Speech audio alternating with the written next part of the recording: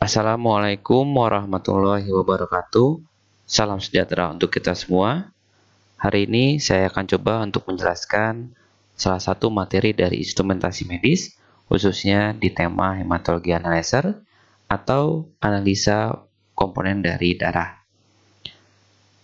Kita ketahui bahwa sel darah merah atau sel darah, baik itu sel darah merah ataupun sel darah putih, merupakan bagian dari tubuh yang memiliki peran yang penting.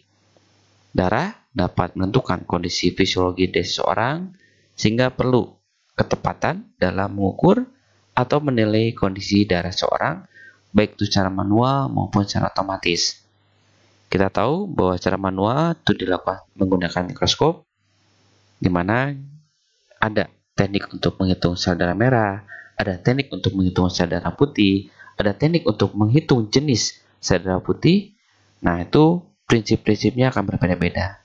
Kalau menghitung sel darah merah, analisiskan sel darah putih, Anda hitung dengan pengenceran tertentu. Menghitung sel darah putih, Anda hancurkan sel darah merahnya, hitung dengan alat tertentu. Kalau menghitung jenis, Anda gunakan SADT, Anda lihat di warnanya, bagian bentuk eosinofil dan sebagainya setelah Anda lakukan pewarnaan. Nah, prinsip-prinsip ketiga tadi itu dibawa ke dalam suatu instrumentasi agar semua dapat dikerjakan dengan teknologi lebih tinggi, sehingga pekerjaan lebih cepat dan tentu lebih akurat. Jadi prinsipnya hampir sama. Nah, kalau kita lihat komponen pengukuran dari hematology analyzer saat ini, itu yang pertama, hematology analyzer bisa menghitung jumlah seperti yang Anda lakukan ketika menghitung sel darah merah ataupun menghitung sel darah putih. Ada juga hitung jenis. Sama ketika kita menggunakan suatu mikroskop untuk menghitung basofilnya, monositnya, dan seterusnya, di sini pun bisa melakukan seperti itu. Dan di dalam hematology analyzer ditambah dengan menghitung kadar Hb yang ada dalam darah kita bisa hitung. Kalau di instrumen mungkin Anda mempelajari tentang spektrofotometri. Nah, prinsipnya sama, menghitung kadar Hb dalam darah itu prinsipnya spektrofotometri. Jadi nanti Anda bisa memperdalam kembali spektrofotometri, namun prinsip tersebut dibawa hematology analyzer untuk menghitung kadar. Kita akan membahas terlebih dahulu tentang bagaimana cara menghitung sel darah. Di sini penghitungan sel darah merah, sel darah putih prinsipnya sama, caranya sama. Bagaimana caranya? Yang pertama ada 3 tahap yang harus dilakukan. Yang pertama adalah accurate dilution, yang kedua adalah individual passage through the detection aperture, yang ketiga adalah counting cell bioelectric signal. Nah, apa itu masing-masing tahap tersebut? Kita akan bahas satu persatu. Yang pertama adalah accurate dilution. Ini adalah suatu proses pengenceran. Kenapa harus diencerkan? Pengenceran dilakukan untuk memperbesar akurasi dari jumlah dan juga ukuran sel.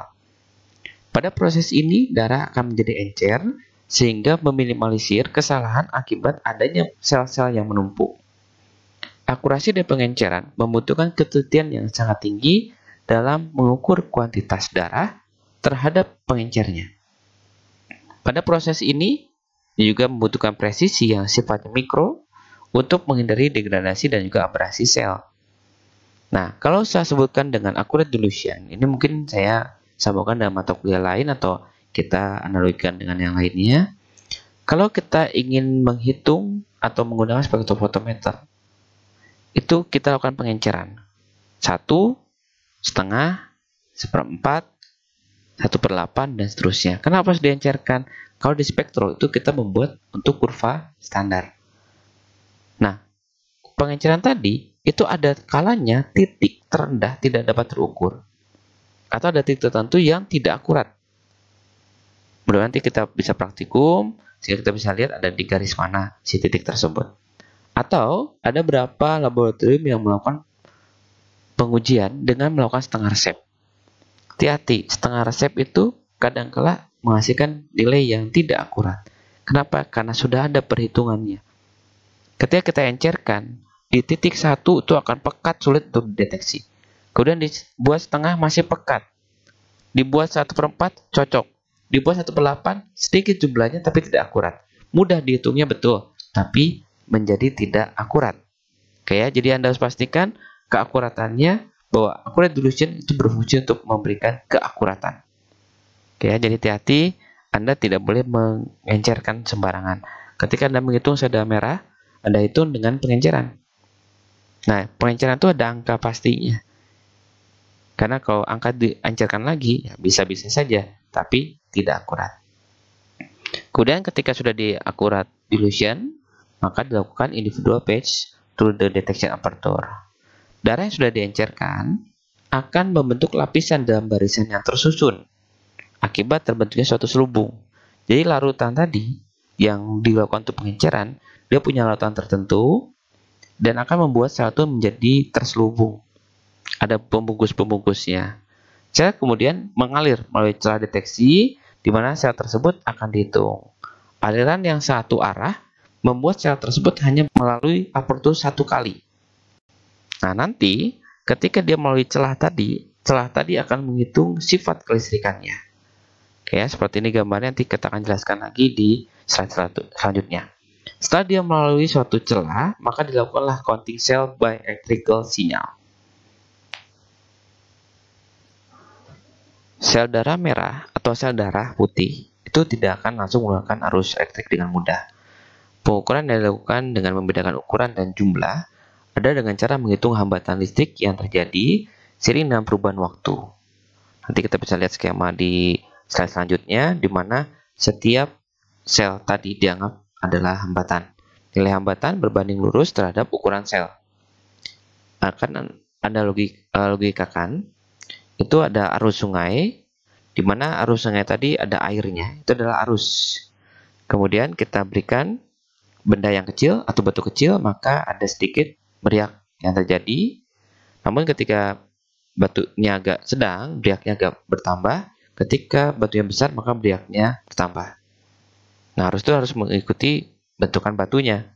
Kalau misalnya kita lihat beriaknya kecil, berarti itu selnya kecil.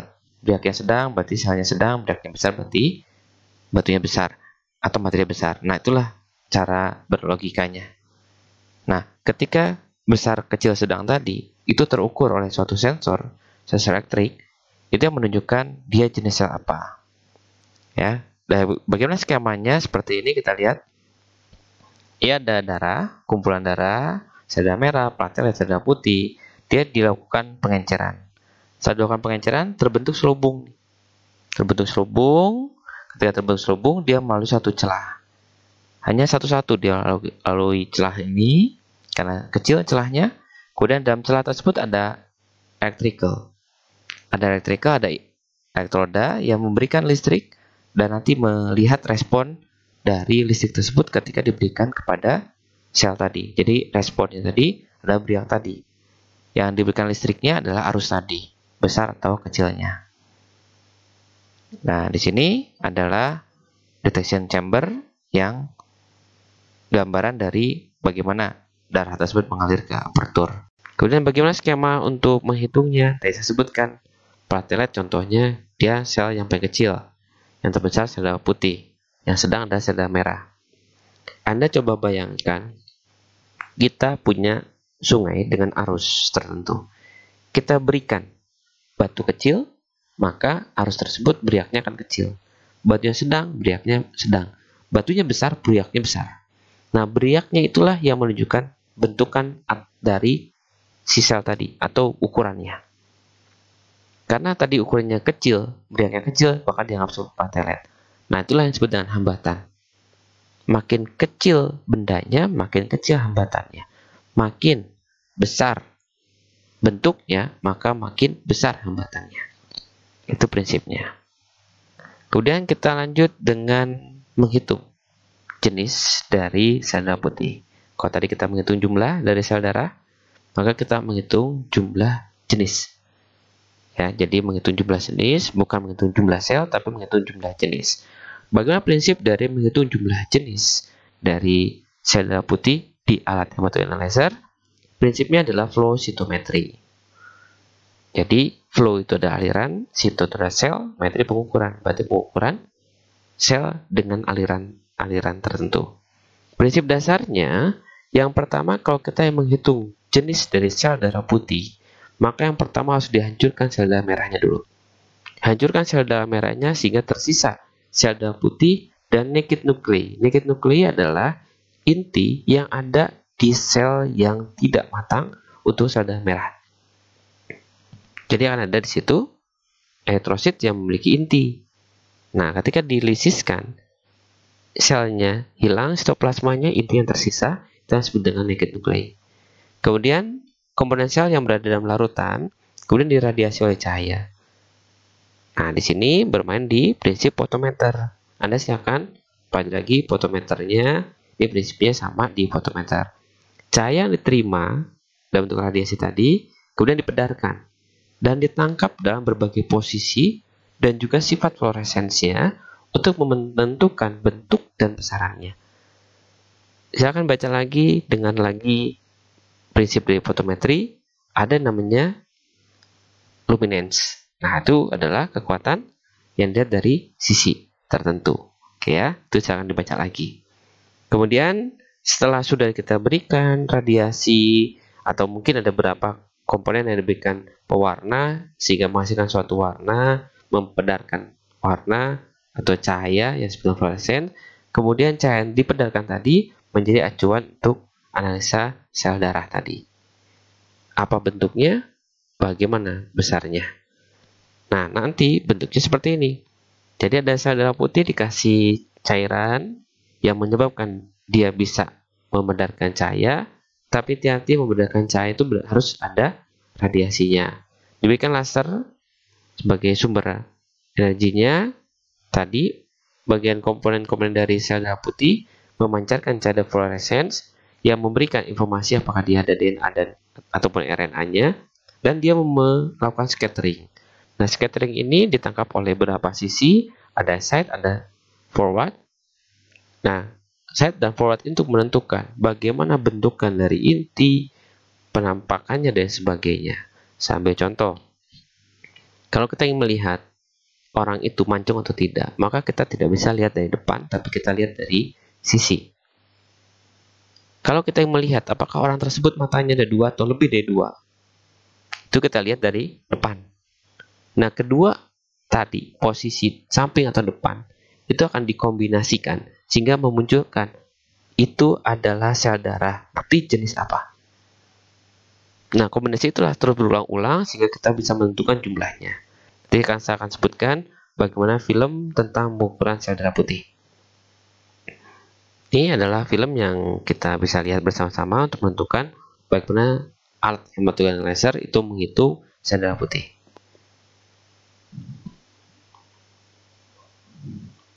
Jadi kita bisa tahu ya, ini ilmu dari hematogen laser bahwa penggunaan darah menjadi sangat penting untuk peneliti, kemudian tenaga kesehatan dan sebagainya. Dan saat ini itu menggunakan mikroskop sebelumnya. Mikroskopis kita bisa lihat ada sel darah merah, ada sel darah putih, platelet dan sebagainya. Kita bisa lihat dan itu kita menggunakan mikroskop yang saat ini kita hitung atau kita sebut sebagai metode manual. Perkembangan darah ini dipakai untuk deteksi penyakit seperti infeksi bakteri, malaria, dan sebagainya.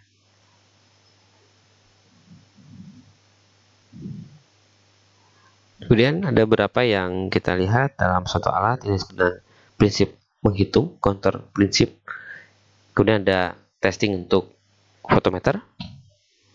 Nah, kita lihat di sini alat tersebut bisa melihat adanya diff count atau menghitung jumlah jenis. Ada 5, ada basophil, eosinophil, neutrophil, monosit, dan sebagainya.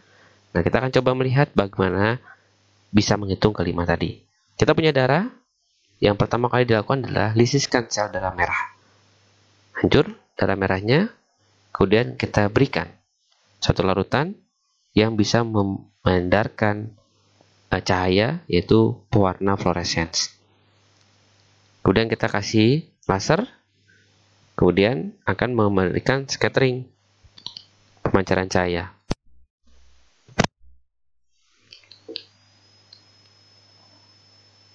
Kemudian kita masukkan ke dalam suatu wadah dan kita lihat berapa besar intensitas dari fluoresens tadi. Bagaimana prinsipnya fotometer. Ya, dicek dari samping, depan, atas, dan bawah. Kita lihat. Nah, ini berarti dia menggunakan sensor dari beberapa sisi. Kombinasi keempat tadi sisinya, atas, bawah, kanan, kiri, dan sebagainya, kita bisa menentukan mana monosit, mana neutrofil, eosinofil, dan juga basofil, dan sebagainya. Dan kadang-kala kita temukan ternyata ada satu yang tidak sesuai. Seperti adanya inti dari sel darah merah dan sebagainya, retikulosit dan sebagainya. Nah, itu teknologi bertambah lagi. Masuk lagi ke metode yang kedua untuk pengukurannya. Hancurkan lagi sel darah merahnya, ternyata ada satu komposisi atau satu bagian yang berbeda dengan sel darah putih. Itu disebut dengan naked nuclei tadi. Inti yang telanjang tetap kita kasih pewarna fluorescence, berikan laser, kemudian kita lihat scatteringnya lagi. Kita lihat pedarannya bagaimana. Masuk lagi dalam sensor yang berbeda. Nah, itulah prinsip-prinsipnya. Baik lagi, kalau ini dia melihat retikulosit. Ya. Nah, kalau retikulosit ini kita langsung berikan. Karena kalau retikulositnya adalah komponen yang ada dalam sel darah merah. Kalau kita hancurkan, dia terpecah, itu tidak akan terbentuk. Karena dia tidak berbentuk seperti inti. Dia kasih warna, masuk lagi ke dalam tabung, dan diukur intensitasnya. Nah, inilah cara kerja suatu alat yang disebut dengan hematology analyzer khusus untuk menghitung sel darah putih. Kemudian kita lanjut lagi dengan video yang kedua, yaitu prinsip untuk menghitung sel darah merah. Nanti kita lihat per komponennya. Nah, ini adalah vacuum yang disimpan, kemudian masuk ke dalam jarum, melakukan aspirasi. Disedot darahnya, masuk ke dalam selang, dan dia langsung memisahkan. Dipisahkan darahnya sesuai dengan kebutuhannya. Mana yang menghitung sel darah merah, menghitung sel darah putih, dan sebagainya, dia dipisahkan. Kalau kita ingin menghitung jumlah sel darah merah dan sel putih, maka kita masukkan ke dalam sensor yang bisa mengecek itu. Masuk ke dalam suatu alat, di dilution, dia masuk ke dalam celah. Aperture detection. Jadi, celah yang akan mendeteksi setiap yang lewat. Di sini ada tadi elektroda yang bisa memberikan listrik dan sebagainya, dicek berapa voltasenya. Nanti kita lihat berapa banyak yang masuk, membentuk suatu grafik, kemudian kita lihat. Ternyata kita ukur bahwa dia ada platelet. Lihat ada voltasenya. Kalau di sini bermain di voltase V sebenarnya I kali R. Nah, ini juga sama, sel darah merah diukur bentuk satu grafik. Grafik, hasillah sel darah merah. Dan ini adalah menghitung jenis. Tadi hancurkan dulu sel darah merahnya, nggak ada sel darah merahnya, berikan warna, kemudian dia akan masuk ke dalam sisi-sisi tertentu. Nah, ini adalah yang disebut dengan tabung tadi, cube test tadi. Dia masuk ke bagian-bagian sesuai dengan areanya, sesuai dengan intensitas dari pencahayaan tadi. Kalau di bagian A, apa artinya, B, apa artinya, dan sebagainya. Dia masukkan seperti itu, dia lihat. Si alatnya melihat. Dirubah ada bentukan dari bentukan intensitas tadi.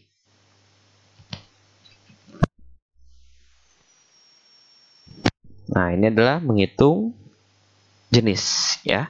Nah, kalau untuk yang menghitung HB, silakan Anda prinsipnya sama seperti spektrofotometer.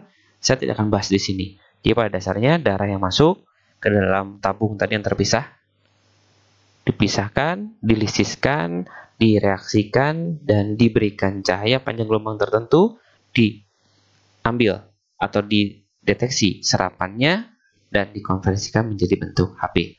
Itu dasarnya. Kemudian kita lihat ini ada perkembangan dari instrumen. Jadi tahun 1964 ya.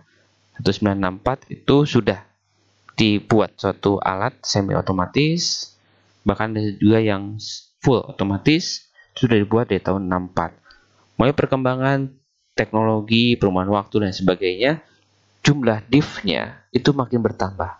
Jenis darah ternyata makin bertambah, tanda kutip bukan bertambah dalam tubuhnya, tapi pemeriksaan yang bertambah.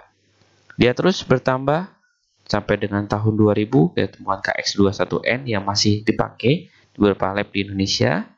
Walaupun sebenarnya KX21 ataupun KX21N itu walaupun bagus alatnya, tapi sudah tidak bagus digunakan dalam artian jumlahnya masih sedikit yang dihitung, div-nya yang dihitung. Kemudian lanjut dengan tahun 2010 dan seterusnya. Saya tidak punya data terbaru untuk 2020 tentang perkembangan. Namun pada dasarnya pengembangan hematologi analyzer dari div yang dilakukan, jumlah jenisnya dan sebagainya. Oke ya, jadi hematologi analyzer itu adalah suatu instrumen yang wajib Anda bisa gunakan karena hematologi analyzer standar untuk pengukuran sel darah merah ataupun sel darah putih. Nah, bagaimana cara menggunakannya? Pastikan ketika Anda menggunakan itu harus lakukan kontrol kualitas terlebih dahulu. Pastikan alat itu bagus atau tidak. Pastikan sensor alat tersebut bagus atau tidak. Sensor elektriknya, sensor dari fotometernya, dan sebagainya. Gimana cara mengeceknya? Masukkan terlebih dahulu standar yang ada nilai-nilainya. Lihat apakah rentang itu masuk atau tidak. Kita pernah praktikum satu kali untuk melihat apakah dia masuk rentang atau tidak. Itu dasar. Nah, ketika udah masuk, baru kita cek, kita gunakan. Kita gunakan, pastikan darah yang dimasukkan tidak boleh lisis, tidak boleh menggumpal, dan harus homogen. Jadi ketika darah itu sudah diberikan aglutinasi, Anda homogenkan. Tidak boleh terlalu lama didiamkan karena dia akan mengendap. Kalau udah lama, Anda homogenkan kembali, baru Anda sedot ke dalam alat tersebut. Ya, kalau tidak dihomogenkan ketika kasihkan aglutinasi, maka terjadi penggumpalan. Sel yang kecil akan kelihatan besar. Itu terjadi penggumpalan. Makanya ada yang namanya flagging atau penanda pada titik tertentu yang menunjukkan ada kesalahan di situ. Kesalahan bisa terjadi karena patologis orang yang memang sakit atau kesalahan karena teknis. Mulai dari pra-analitik sampai dengan analitik. Ya, nah ketika terjadi kesalahan pra-analitik, katakanlah aglutinasi, ada penggumpalan dan Anda masukkan ke dalam alat, bisa terjadi penyumbatan pada tabung-tabung. Bagaimana cara melakukan pembersihan atau menghilangkan penyumbatan tersebut? Lakukan dengan memberikan larutan rekomendasi dari pabrikan.